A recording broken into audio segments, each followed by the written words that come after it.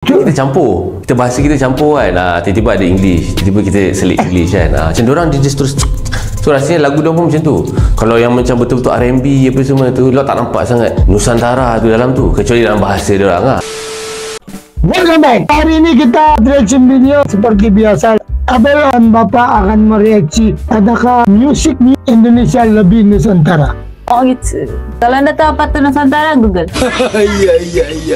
Musik Indonesia nampak selalu mesti ada tradisi dia baju, ada dia punya rasa dalam yang utama lah, macam kadang-kadang ada Jawa, begitu. Yang orang kenal yang ini Indonesia begitu. Musik Indonesia mesti dia tunjuk ini Indonesia. Yes. Yang dia bilang lebih Nusantara. Kalau kita setuju atau tidak, kita tengok dulu video ini di channel ML Studio. Dia ada juga sisi western dia kan, sisi muzik yang kebaratan dia kan. Dan orang ni bila dia tak cantumkan tau. Macam kita tengok kan, macam orang bila cakap bahasa dia kan, ya kau kat sini di ada, tapi bila cakap English American slang terus. Macam kita campur, kita bahasa kita campur kan. Tiba-tiba ada English, tiba-tiba kita selit English kan. Macam orang dia just terus.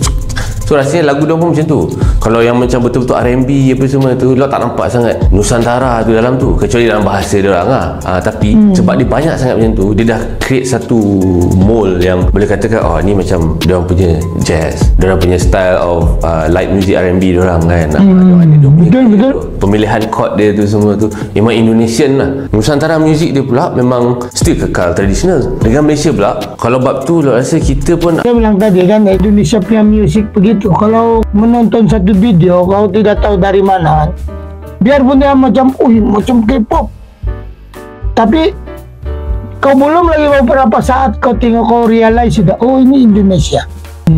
lebih perisa tu macam Datuk M. Nasir kan, Sifu kan, macam Piramli, dia lagi Nusantara tu. Kita lagi kurang orang yang berkarya menggunakan elemen Nusantara ni. So kita lebih kalau Piramli okey. Macam diorang mungkin banyak lagi, diorang banyak macam kita tengok pergi Bali semua lah, macam kita pergi tengok dia punya cultural show semua, punya tarian, dia punya pakaian semua. Mana ada goyah kan, mana ada, kau tak rasa globalisasi boleh mamah benda tu. Dia tak ada lah kot, dia tembak-tembak macam dihilang apa, dibawa arus globalisasi ke, ditelan. Ya. And then lot tengok juga dia punya budak-budak baru dia semua kan, dia punya ilmu tu diturunkan. Itulah Indonesia. Kalau buat video kan, biarpun kau nampak dia macam modern betul-betul lah kan, musik dia bunyi modern betul. Bila artis dia keluar, penyanyi dia keluar, dia memang ada gaya-gaya Indonesia. Jadi kau boleh tahu di situ. Itulah saya bilang dari tadi kan, musik Indonesia senang kau mau tahu ini Indonesia. Yes. Jadi ada lain sikit.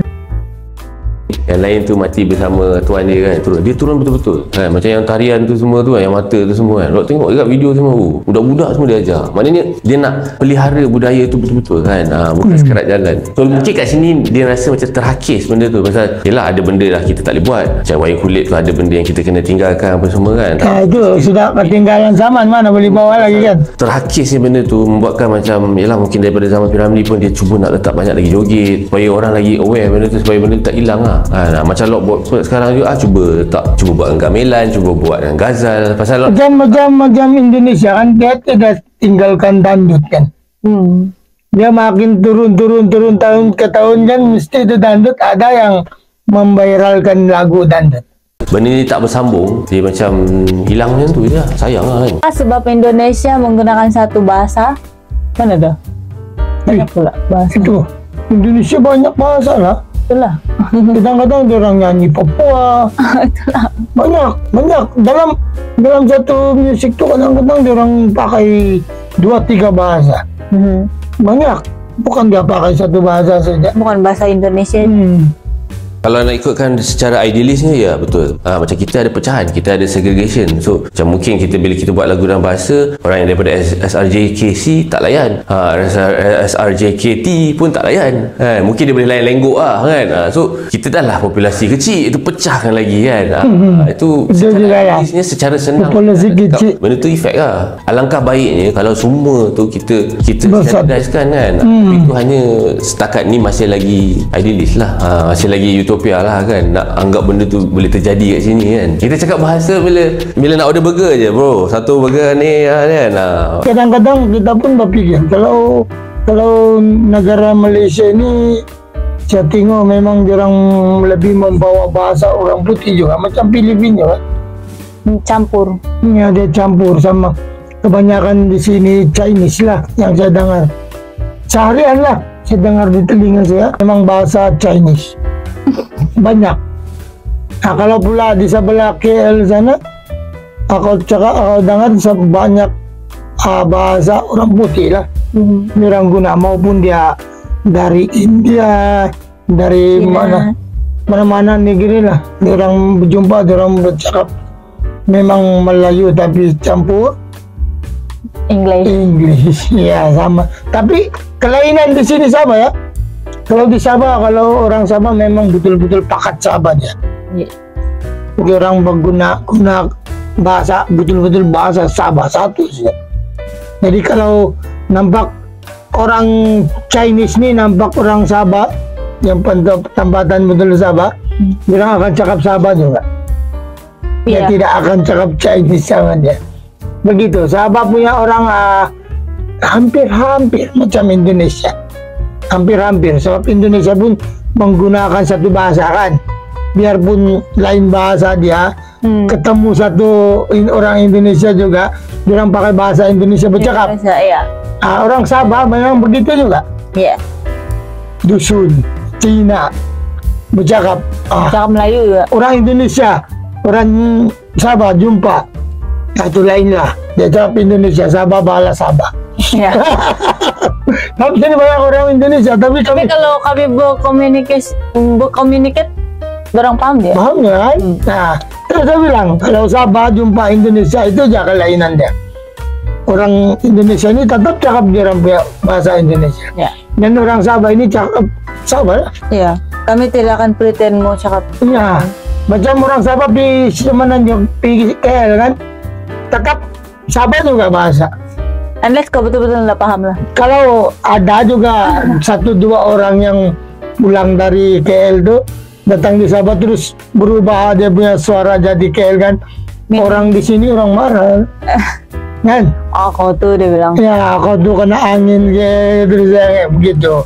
Tapi bukan bermaksud Sabah itu marah KL, tidak, cuma dia marah itu orang Sabah. Jangan lupa kau datang dari mana begitu. Ya, dia bukan marah sama negeri bukan. Dia marah yang itu orang sejarah. Kenapa kau tinggalkan lah begitu? Itu bagus sebab setiap orang kau tegur begitu jadi tidak mau makin banyak. Iya. Nah, jadi Siang Stacy itu. Lama sudah dia tinggal di KL, masih tidak berubah. Penyanyi dari Sabah ke KL sama aja, dia tidak berubah. Ya. Jadi Indonesia sama Sabah ini ada persamaan sedikit. Jadi kalau pasal musik Sabah ini sama Indonesia lebih kurang juga. Sabah ini kalau buat musik tetap ada konsep Sabah. Konsep dusun. Kan?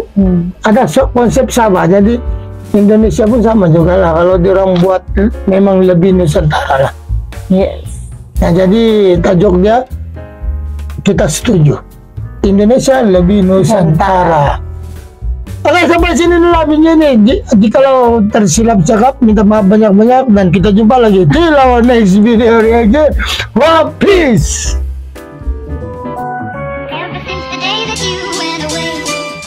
Halo guys, thank you so much for watching this video. Kalau kamu mau lagi more macam ini, klik di sini. And kalau kamu suka juga di video, please like and subscribe.